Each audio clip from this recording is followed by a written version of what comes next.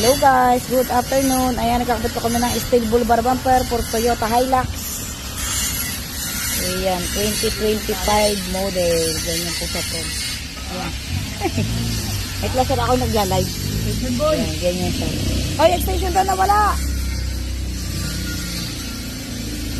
Magkaiba ba yun? Oh, magkaiba. Malaki yung jack. Jacket, oo. Putaw mo na daw, walang tao din eh. Ayan mga bossing, ganyan po sa front.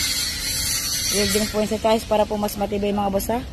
Dos imedya po ang tubo niyan, wrinkle black po ang pintura, with LED lights po yan. Not included lang po ang wearing mga bossing. Toyota Hilux 2024 model, ganyan po sa front. Ayan. So di po tayo nationwide, Luzon, Visayas, Mindanao. Pwede rin po kami home service by Luzon mga bossing. Ganyan po siya.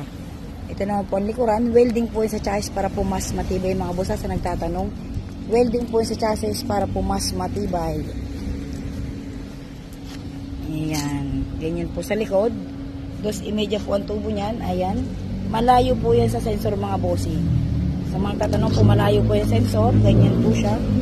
Ayan. So, gusto po mag-order, visit my shop. Number 38 sa Tomas Street Corner, Ditwason, Barangay Don Manuel, Quezon City mga boss. Also available po tayo sa may branch ko mga bossing. Ayan. Ganyan po siya. San Juan, Batangas branch mga boss. Rico Rayos Car Accessories po ang aking tindahan mga bossing. COD po tayo nationwide, Luzon, Visayas, Mindanao. Pwede rin po kami home service by Luzon mga boss. Ayan. Welding po yan sa chassis para po mas matibay. Powder coated po yan. Niluluto po namin sa oven ang pintura. COD po tayo nationwide, Luzon, Visayas, Mindanao. Pwede rin po kami home service by Luzon mga boss. Ayan po ang ilalim niya. Ayan, naka-welding po yun sa chassis mga boss. Kung makita nyo po, may flat bar po siya na naka-welding. Ayan, welding type po yan para po matibay. Ganyan po siya.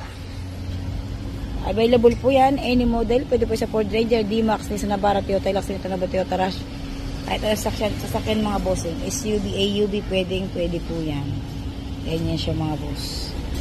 Welding po sa chassis para po mas matibay. Lalagyan po namin ng shackle after po namin tapusin kabitan, lagyan po ng shackle.